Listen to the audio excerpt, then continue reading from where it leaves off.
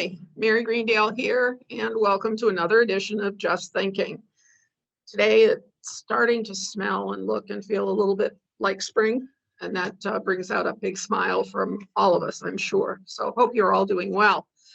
So today we have an interview with the new rabbi at Temple Beth Torah, the synagogue here in Holliston, and Rabbi Mimi Micner is my guest.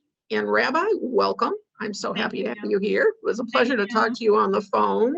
I enjoyed our conversation, and I'd like to share some of what we talked about on the phone with the folks in town. First of all, welcome to Holliston. We're happy to have you among us. Thank you.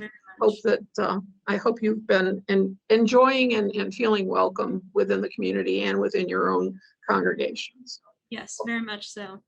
That's good. That's good. So where did you come from? Well, going back originally, I grew up in Vancouver, British Columbia.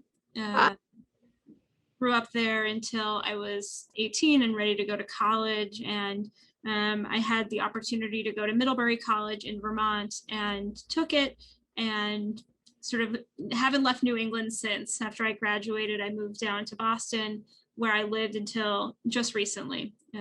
So have really sort of fallen in love with New England.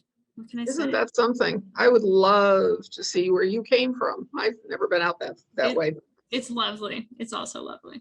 Yeah. Okay. So in terms of how long have you been here in Holliston now as the rabbi? Oh, since July, very recently. Very recent. Okay. And during COVID. So that, yeah. So all of your services, including your holidays and everything, have been Zoomed? That's right. That's right. We've been sort of working hard to create opportunities to be in person in some way for our B'nai Mitzvahs. It's such an important day and such a special moment in a kid and family's life that we really have tried to figure out in-person versions of it. And otherwise, yes, we're primarily doing everything online. Yeah, I've had the same comment with families about baptisms and confirmations and that kind of thing. It is challenging. So tell us about yourself. How did you decide to be a rabbi and all that? Sure. Yeah. So, I very much grew up in a Jewish community and with a strong sort of Jewish family who, really helped me sort of fall in love with Judaism and being Jewish. And for them, it was both about, a deep sense of community, a deep sense of commitment to history. My family survived the Holocaust and sort of carried that with them, of course, into the future. But also just seeing a lot of vibrancy out of Judaism, seeing a sort of deeply sort of spiritual and spirited community. And to me, it really took me in.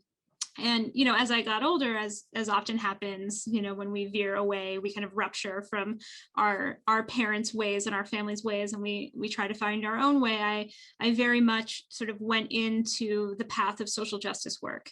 And that was something that was encouraged by my family, but not particularly central. I worked as a community organizer, a number of different issues. And what I felt as I was doing that social justice work was a very deep yearning to do work in the world that was spiritual. And not that was different from the social justice work, because I think spiritual work is also about sort of repairing the world and trying to help us get to a better place. But sort of understanding that there's kind of a spiritual aspect to repair of the world too. And I really wanted to be involved in that kind of work, and the path of the rabbinate seemed like a wonderful way to do that. And so far it's proving to be true. So I'm very pleased about that. And when you graduated from Middlebury, what was your major? Oh, I studied political science. I had not, I was sort of beginning to sense a desire to do some more spiritual work and to have a deeper personal spiritual life. But I was quite knee deep in political and social justice issues at the time. So in your everyday world, when you're not, quote, on duty, and I suspect you're on duty 24/7 for real, but at any rate, when you're not really, what do you do for fun? Oh, well, in a non-COVID reality, my favorite thing to do is travel. I love, well, certainly my family still lives in Vancouver. My sister lives in London, so just seeing family it involves travel, which is not a bad thing. But certainly the non-travel things I like to do is, sort of find me reading a novel or reading poetry pretty regularly. It's what relaxes me, what sort of helps me sort of experience a different part of myself. And yeah, and then I like to be outside when the weather is conducive to that around here. So Now, the rail trail must go right behind mhm, Temple Torah, right? yeah. Yeah, convenient that it's on your lunch hour, so to speak. A Yeah, little walk. I have visions of doing sort of rail trail walking meetings once we can be more safely in person with people. Sure. Sounds like a great idea. Yeah. So over the years, I've certainly interfaced with the temple in many different ways, but I'd like to know what it is that you think you want for Temple Beth Torah and this community, Holliston, and specifically. Yeah. Well, I guess what I would say is I'm not deeply sensing or deeply concerned about a kind of major rift or anything. When you ask that question, there's a version of that of like, oh, we're in conflict and we've got to figure out how to come together. But my experience here is that the wider community is extremely welcoming of the Jewish community, and there's a deep sense that members of the Temple Beth Torah community are also engaged in the wider Holliston community or the other towns that they're part of. Members of cultural councils, even on sort of town council, city council around here as well, and seeing that as just like a natural kind of relationship there. I think it would be wonderful to figure out sort of even more so, we're very much part of the interfaith community here, Temple Beth Torah. We had a wonderful event last night, actually, of sort of interfaith scripture learning, which was wonderful. And Tell me about that. Stop. I got to ask you, what was that about? Oh, sure, absolutely. So, yeah, we have the Holliston Interfaith Council, a wonderful group of clergy, and yeah, there was a desire to come together and to learn our traditions text together about a common theme. So last night we looked at different stories about creation. We looked at a story from the Gospel of John. We looked at a story from a branch of mystical Judaism. We looked at some excerpts of the Quran and some excerpts of some Hindu scripture as well, all together. And it was great. I mean, it was a wonderful kind of way to build relationships with each other and to just learn things that many of us didn't know too much about. So it was great. And to me, that's sort of the path forward. I'd love to see us do more of that kind of work. I was very heartened to see that there was already that culture of interfaith work here in Holliston, and I was excited to jump in and whoops, sorry about that. But yeah, so my hope is let's build on that and let's do even more. It's great. I know that couple of years ago that there was a rabbi from Framingham, I think, that joined with Bonnie from the Bonnie Steiner from the Creational Church and a couple of other of the pastors, all did a panel trying to explain how different aspects of their traditions overlapped and that kind of thing.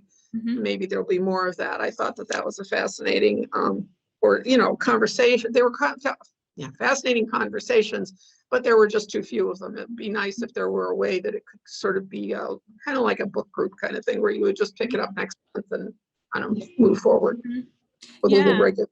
Yeah, there's a good amount of programming that the Interfaith Council does, and there's a lovely website, and so yeah, including there was a book club for a while as well. So yeah, I agree. I think we should do more of that, and I've only felt a sense of enthusiasm from my colleagues of other faiths here to do that. So really, just heartening to be part of. Yeah, that's great. And sometimes even I forget that we've got the shrine on Summer Street. So I know Yes. Father, what's his last name? Carl Chudy. Trudy, that's right. Yes. Yeah, he's the He's very active. He's Mhm. very, yeah. Yeah. So, That's right. so tell us about the Temple Beth Torah today. Yeah.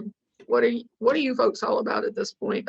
I know that COVID's hampering everything, but okay, let's pretend it isn't there. Sure. Yeah. The heart of the community is sort of the same in the sense of, we can't be in person in the same way, but sort of who we are remains sort of intact and vibrant. And, when I came into TBT, the thing that I was told, and then I was sort of subsequently struck by in getting to know people, is that, the tagline of the community is kindness, connection, and community.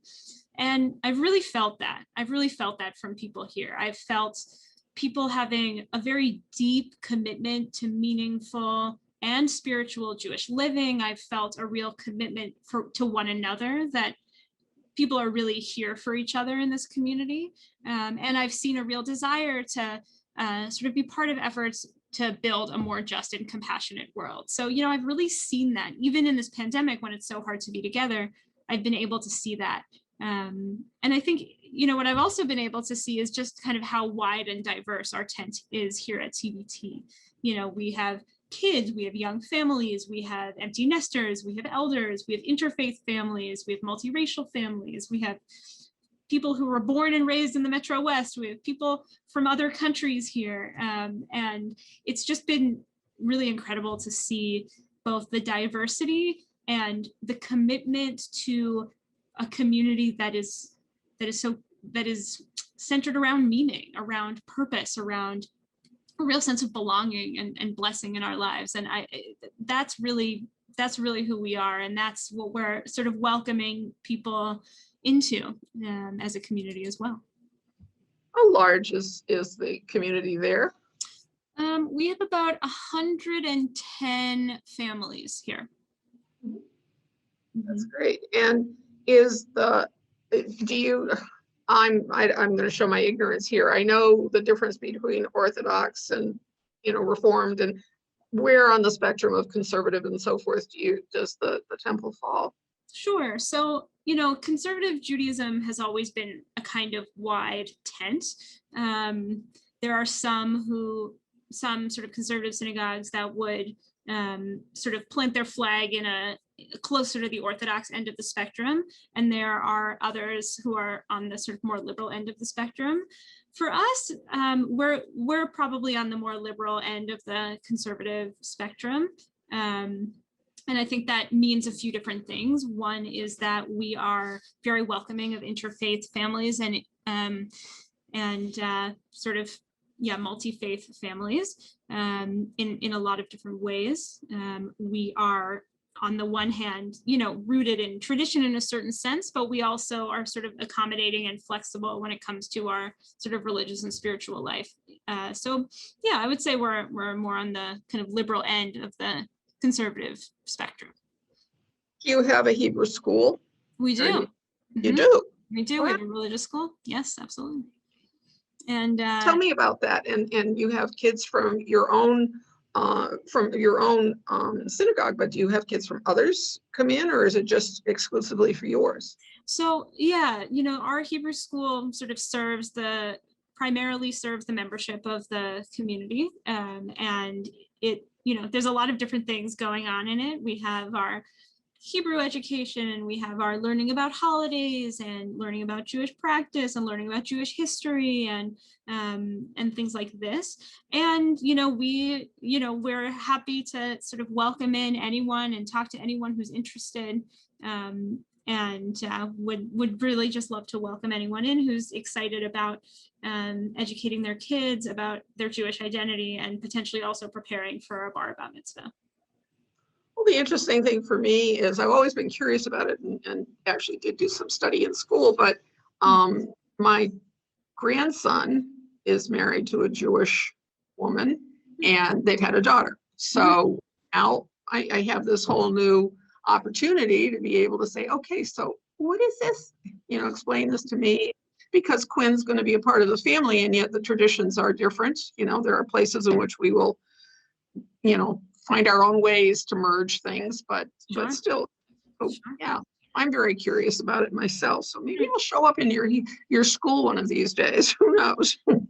Yeah, I think a lot of our families are interfaith families, or one partner might not even have a different faith. It might be a partner who is not religiously or spiritually inclined, and then one partner who's Jewish. So that's a bit of a misnomer. But one of the conversations that I have with families is what it looks like to sort of live in a multi-faith household, and what it looks like to both sort of be rooted in Jewish identity in a meaningful way, and for their kids to feel like very much fully Jewish, fully Jewish, and fully able to kind of embrace the diversity within their family. So, oh, sorry about that with my camera.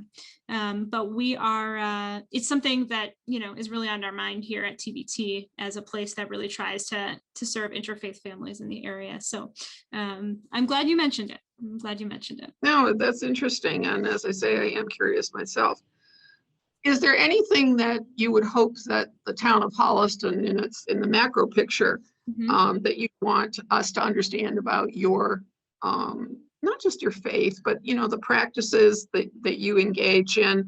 I know that when we talked on the phone, we encountered the situation of a lot of our activities, Celebrate Holliston being the first one that popped up, are done on Saturdays. And yet Saturdays are your day of the Sabbath day. So it's like, wow, that's already something that's making it really, really challenging for you to participate. Is there anything else? What other kinds of things do we need to be thinking about? Well, I might want to zoom out for a second before we sort of dive into those individual things, and to say that for those of us who are involved in sort of more liberal branches of Judaism, there's sort of two things that we're constantly thinking about. One is that for us, like, being Jewish and living a Jewish life is so much about the experience of what it means to be human, of wrestling with what it means to be human, things about living lives of meaning and purpose, things about sort of coming to terms with the many paradoxes of being alive while also kind of working hard to make the world better. Kind of navigating what it means to be human is so much about our identity.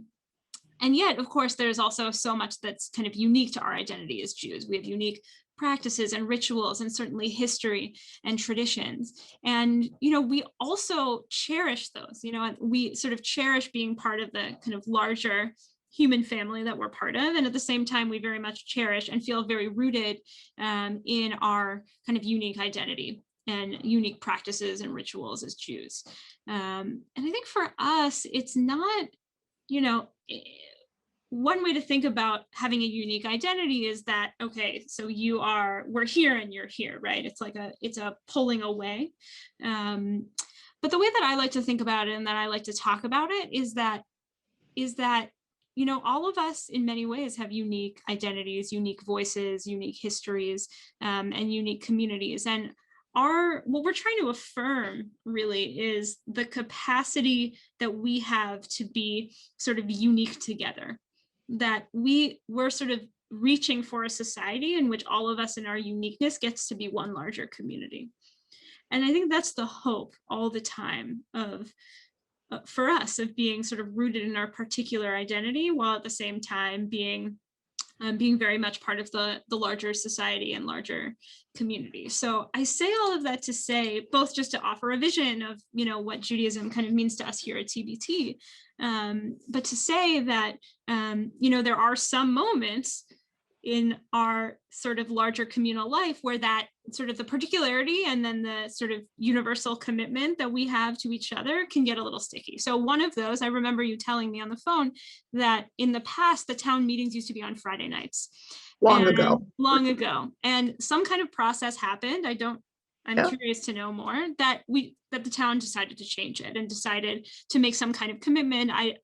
Certainly it sounds like to the Jewish community, but beyond, to make it accessible to sort of wider, more widely accessible to more people in the town.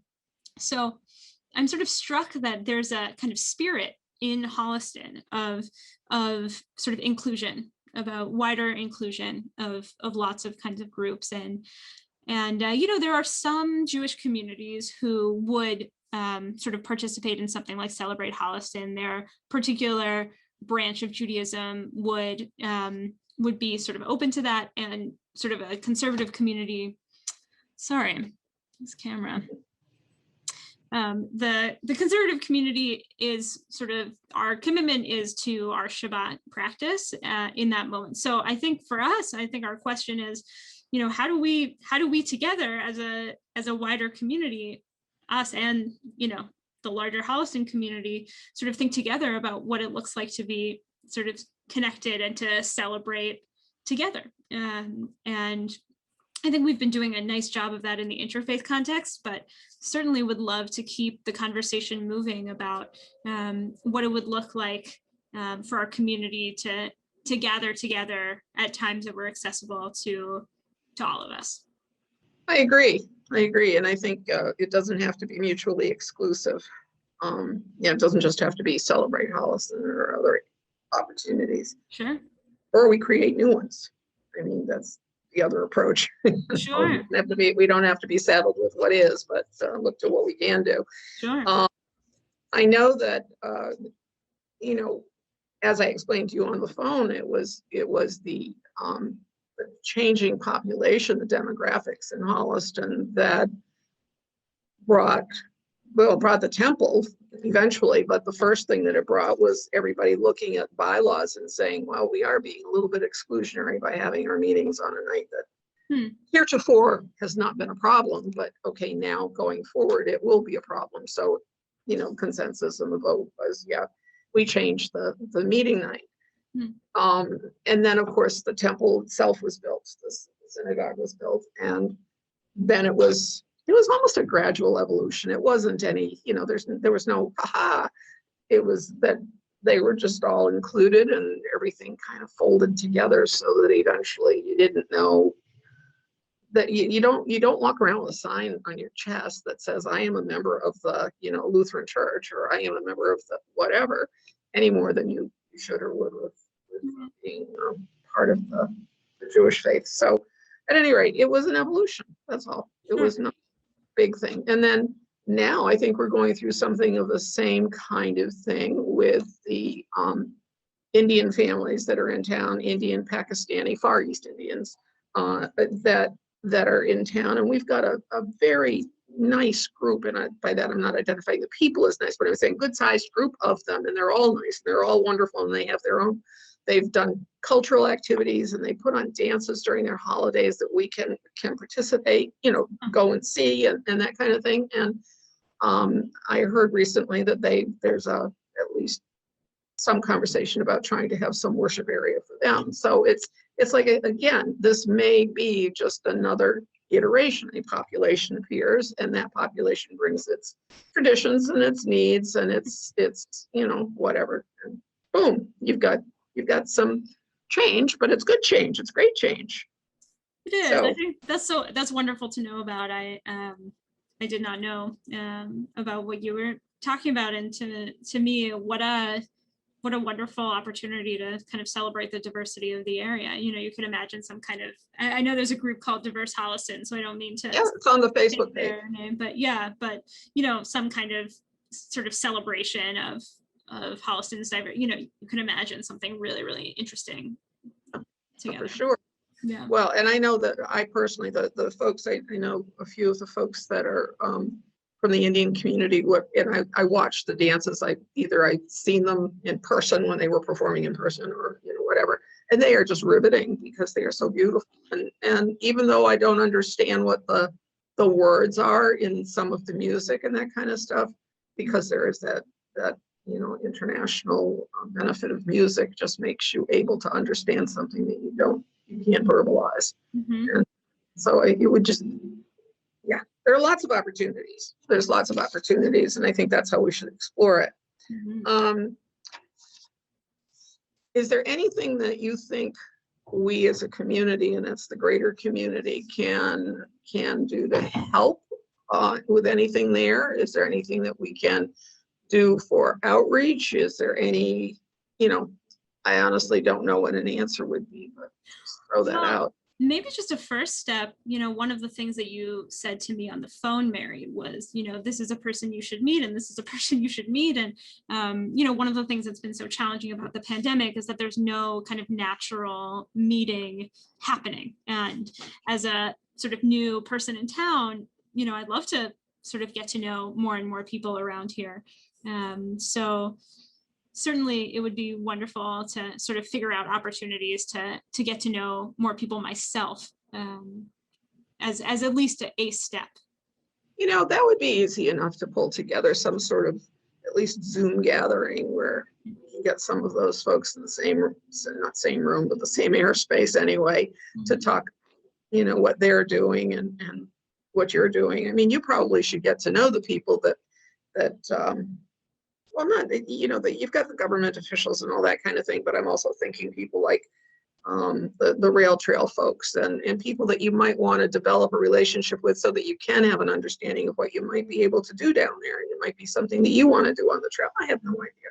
I make things up sometimes that just pop in my head, but no, you're totally onto something, Mary, because so it's collaborative programming. Yeah, and you've got like a stone's throw away, you are with the Parks and Rec programs, and in that same building are the veterans. And so, I mean, there should be natural bridges. The bridge would be the rail trail because you're both connected to the rail trail. And, what are those kinds of connections that we can look at? Are there people, is there any interest in the faith community when they do the Veterans Memorial down at Blair Square, which is what the plans are in. Blair Square is just that little piece down by the center, not the center of town, but on Central Street where the what do you call it, pagoda is. That area is going to be retrofitted and redesigned and that kind of thing. There's going to be a Veterans Memorial a little bit farther down, and so the question becomes: is there some place that there is a part of that memorial recognition of the Holocaust? I have no idea, but why not at least explore and think about it? And again, as I say, your neighbors with veterans agents, and one of the things that is kind of exciting about this moment in time in the Jewish community is that it's a very, very creative time, and people are looking all over for different ways to sort of creatively collaborate around programming. So certainly it would be so great to figure out something like that here in Holliston. It'd be great. All right, let me put my thinking cap on. I'm usually pretty good at getting people to connect with one another and find ways to create opportunities at the very least. Great. So are there any other issues that you might want to bring up or any other thoughts that you have? One of the things that we are also very interested in, and this has been something in our a discussion in what's called our Tikkun Olam committee, which is sort of our community service and social justice work committee, about engaging in sort of wider community partnerships around that kind of work. And so certainly we're wanting to get to know partners in the area to do that kind of work with. Certainly, I think we have some relationships already and have done some good work in the past. And are certainly as the newer rabbi here, wanting to sort of get a sense of that landscape as well around here. So I'm sort of eager to meet potential partners in that kind of work. Interesting, because I think there are some. I have a couple of people in mind, so we'll see if we can, start to put some pieces together. But yeah, I think you've got an opportunity there, because I do believe there's not only interest, but existing work in that area. Excellent. Excellent. Well, I have no further questions for you, but I do want to say I'm very happy to meet you and welcome you. And I think you're going to find this a great community to be in. I think you're going to be a tremendous asset to the folks there at Temple Beth Torah. I think you should have a wonderful opportunity there, and good luck to you. Well, thanks for having me. And, if you ever want to find a time for another conversation, let me know, I will. And I promise I will look and see if I could possibly put together at least a Zoom conversation where you can connect, at least a face and a name kind of thing with folks that might be important for you to have as a network. Mhm. Wonderful. Wonderful. Yeah. Okay. Well, Really nice to also meet you, Mary. And let's keep talking. Let's keep yeah, talking. absolutely. Yeah, talking I do. Talking I do. So, all right, everybody, thanks so much for joining us. I hope you enjoyed the conversation, but it's just the first of what we hope will be many in the future. In the meantime, enjoy the spring air. Get outside, breathe deep. Okay, take care. This is Mary Greendale. Goodbye.